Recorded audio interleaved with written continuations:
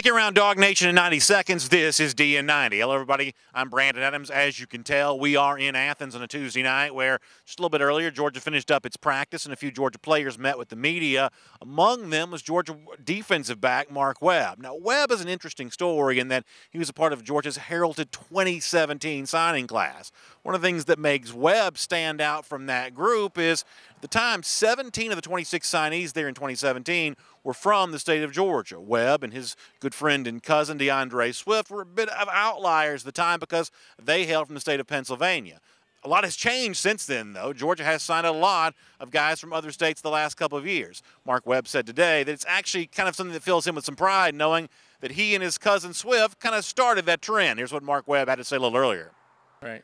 Yeah, I mean, we didn't know at the time, we felt like it was just me and him. But now that we've been here, it feel like, you know what I'm saying, people starting to see more, and you starting to see more up north players come over here and stuff like that. So it feels good.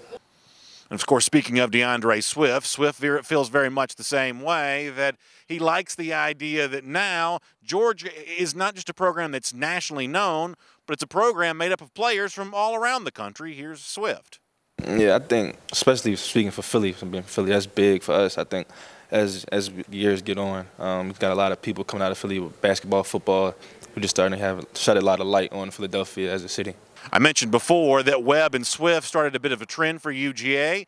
In the last two recruiting cycles, Georgia signed a total of 14 players from outside the state of Georgia. So indeed, Georgia has become a nationally known recruiting program, and in a certain respect, maybe Mark Webb and DeAndre Swift led the way on that. No doubt they will be a part of the players leading the way for the Dogs on the field here in 2019. For more on them and more on what happened today during Georgia spring practice, make sure you check out DogNation.com, and we'll see you back here again tomorrow for another episode of DN90.